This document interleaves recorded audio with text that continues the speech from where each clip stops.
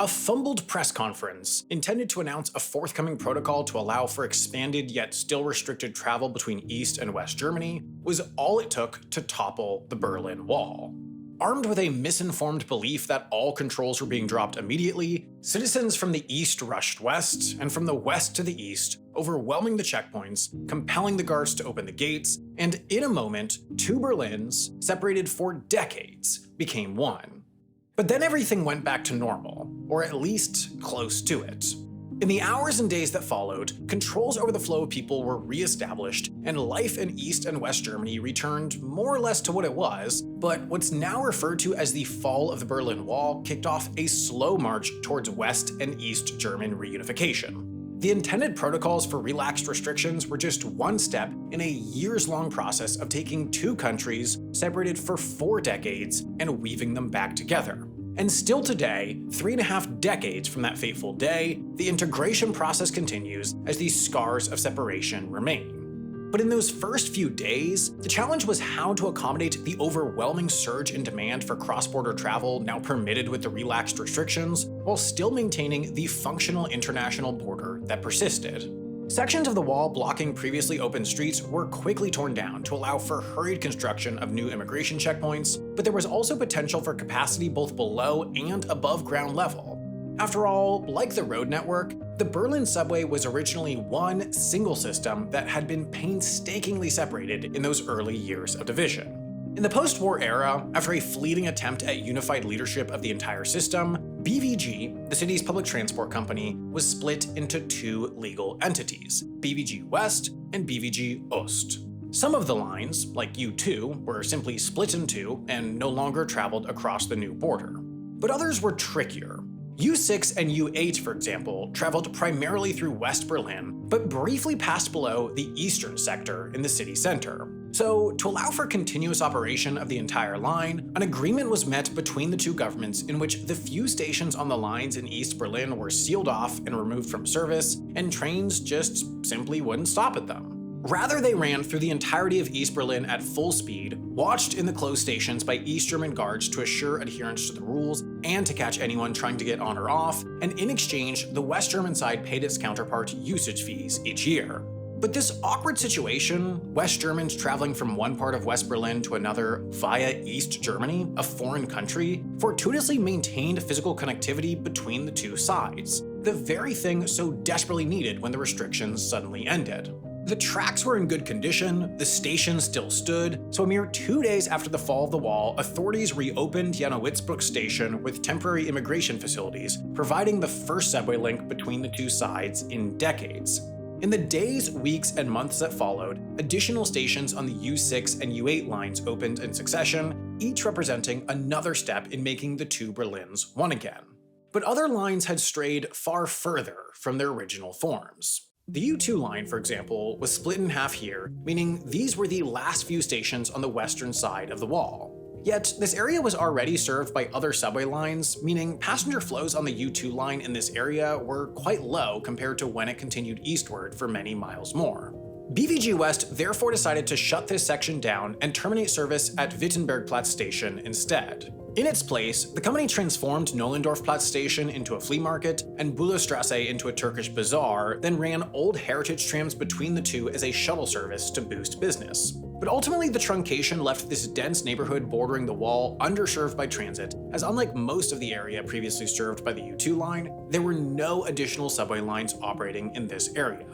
But rather than restarting U2 service, BVG West opted to use this area as a test case for the hot new transit technology of the time, maglev.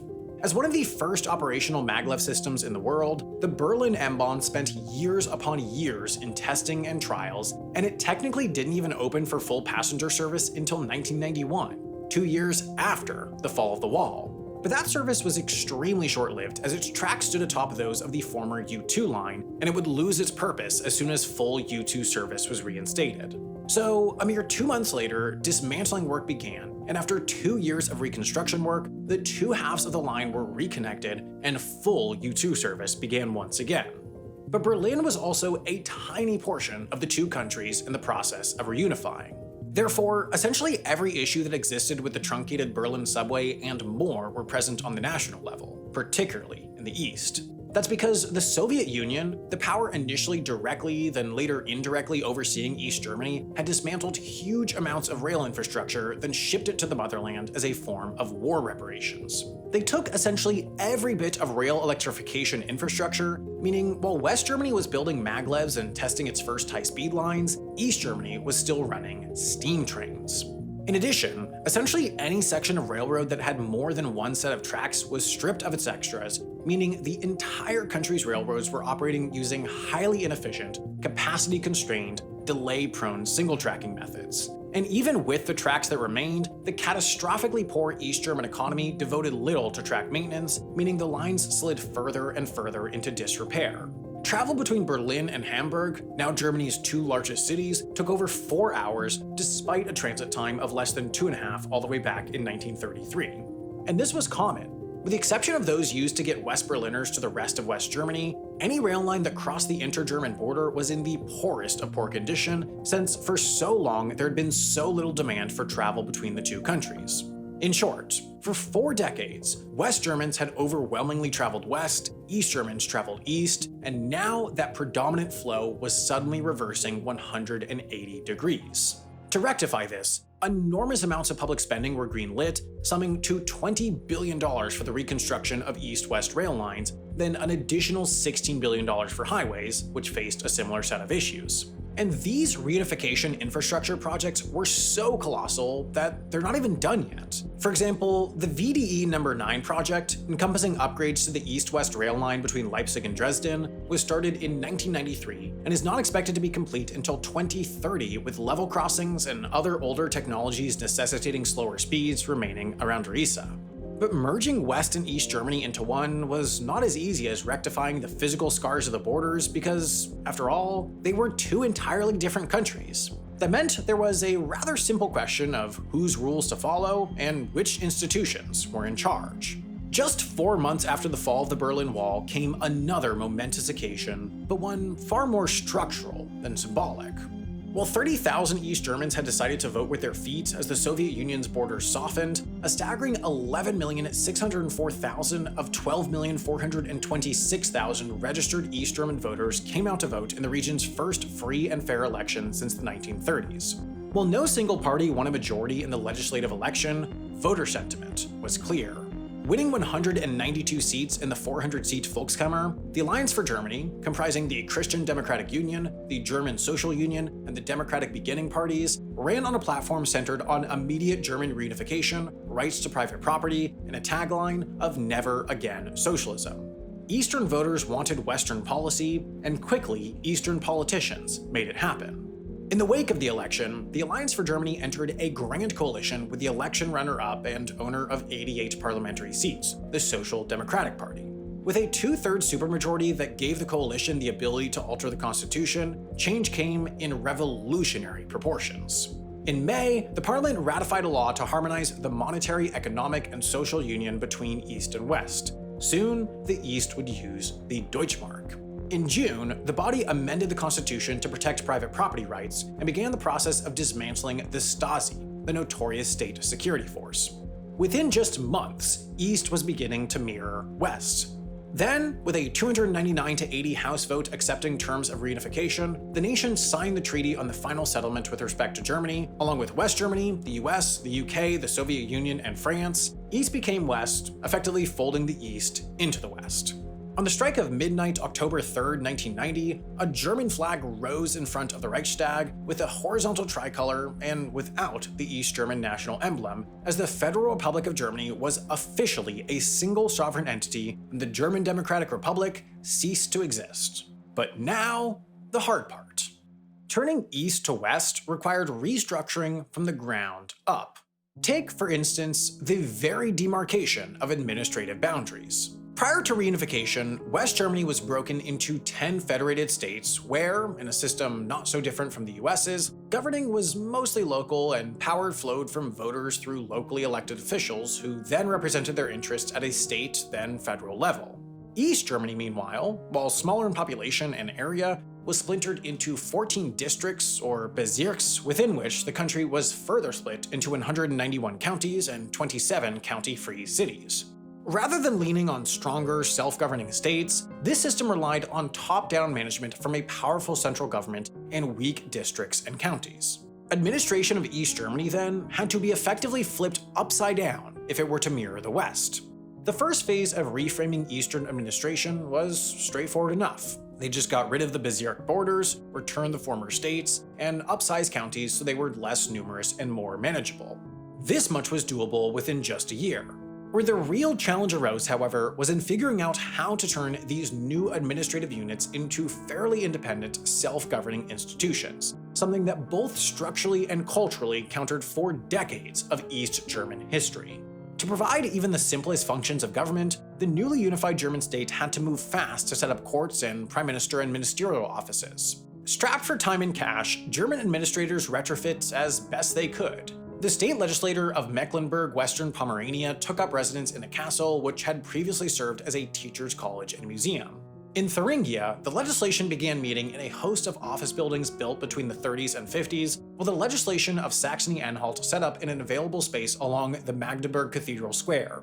Only the Saxony state legislation actually moved into a building constructed for its specific purposes. Rapid and gritty administrative restructuring extended to staffing, too. In positions where possible, government employees before 1990 would remain government employees afterward, so long as their responsibilities weren't too altered, their skills were deemed sufficient, and their past affiliations weren't considered too problematic.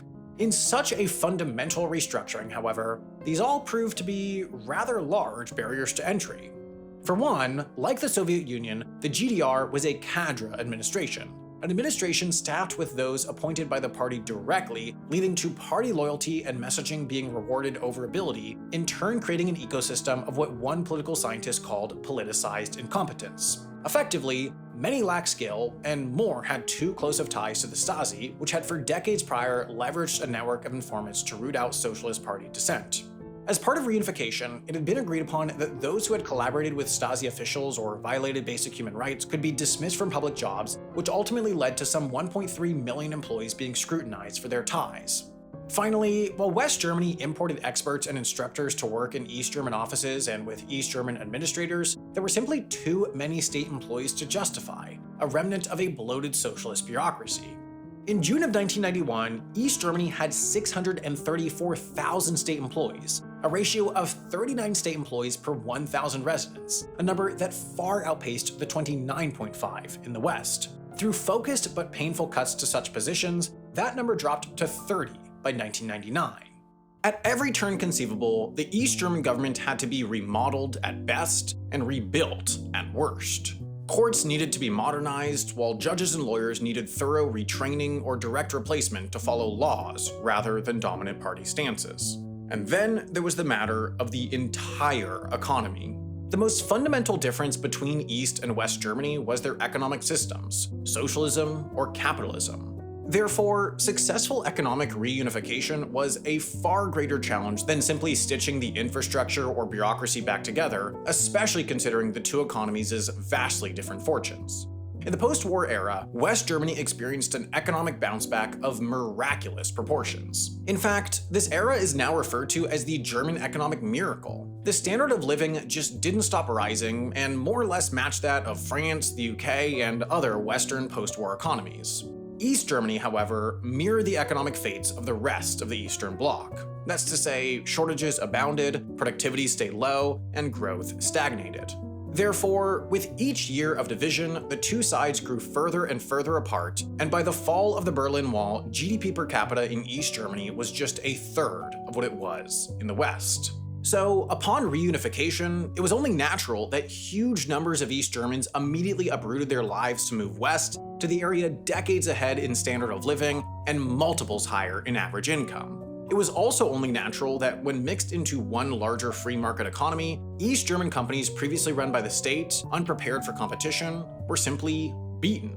Their products were not as good, their costs were high, consumers simply just didn't want to buy from them.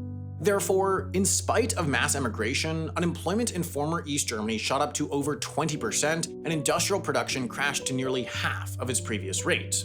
Meanwhile, former West Germany was experiencing the gains from the East's pain as a surge in low-cost labor and quick expansion in demand strengthened an already strong economy, and GDP grew at an annualized rate of over 5% in 1990 and 1991.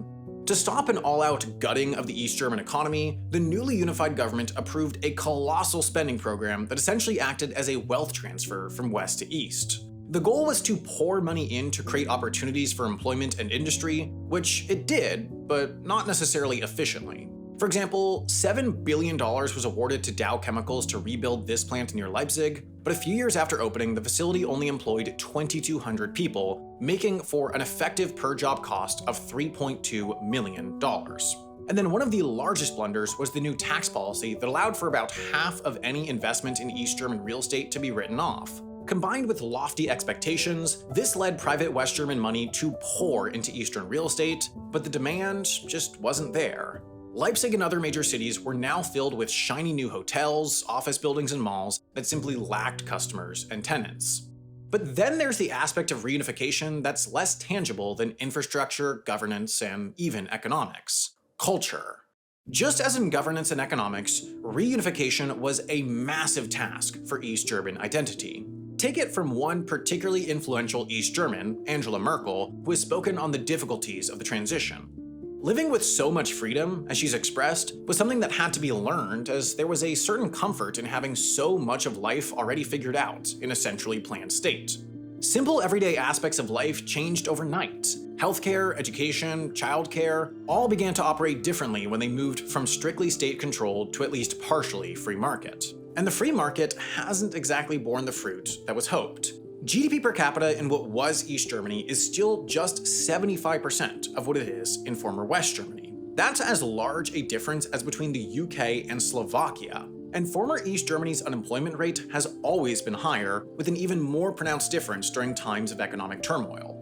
Western cities still dominate the German economy, while the West also just so happens to be far more resource-rich than the East.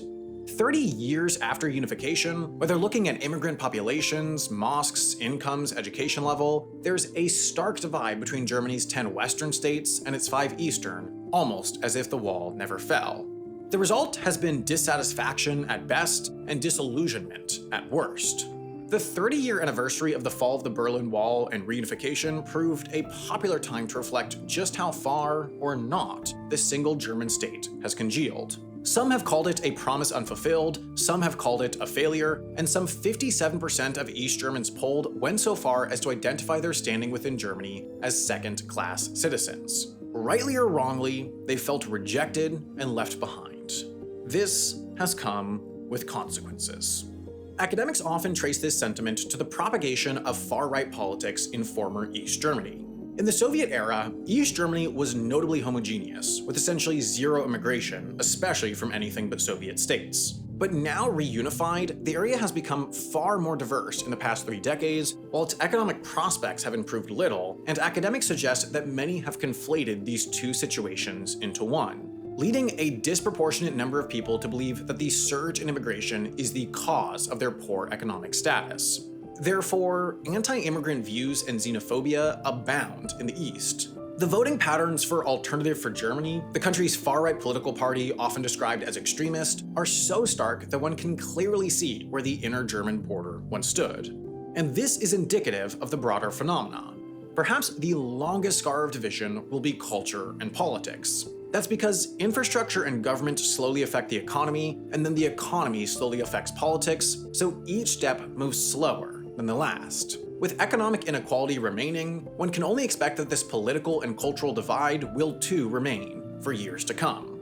Nations are powerful forces. They are far more than mere lines on a map. They are determinants of culture, politics, economics, and more, and this history of division demonstrates just how much that simple line can represent. The more and more our world digitizes, the more relevant the internet becomes to our daily life. When you go out into the real world, you have certain tools. You have an umbrella to stay dry, a water bottle to stay hydrated, sometimes even pepper spray to stay safe. A VPN is like one of these tools, but for the digital world. And just like you can use an umbrella to stay dry or stay cool in the sun, a VPN also has multiple uses. Perhaps its most practical one, and one that I use every single day, is the ability to route your connection through servers in a country of your choosing. Another recent trend is increasing regionalization on the internet. You can't use many American websites in Europe due to GDPR, you can't see certain shows on streaming services due to content licensing, sometimes websites just straight up won't work due to issues with servers in your region. But our sponsor, NordVPN, can rectify these issues in one click, and considering they got ranked by an independent security institute as the fastest VPN on the planet, you won't even notice that it's on. But another crucial use of VPNs is for security. When you're on public Wi-Fi, like at hotels, on planes, at the train station, or elsewhere, there are potential cybersecurity threats that can lead to stolen data or malware on your device, but NordVPN encrypts your data, then sends it through its safe server so that risk is eliminated. And this is perhaps even more relevant if you're in an area of the world where there's government surveillance over the internet or national firewalls. NordVPN becomes an absolutely crucial tool to stay safe in the physical world as well. All in all, a VPN is a crucial tool. I use NordVPN pretty much daily, and NordVPN really is the best VPN. I know because I used to use other VPNs, but now use it and pay for it since it's just simply faster and better. You can try this out and decide for yourself at no risk since NordVPN has a 30-day money-back guarantee. So go to nordvpn.com/Wendover to sign up for a 2-year plan, and using that link will also get you some extra months for free.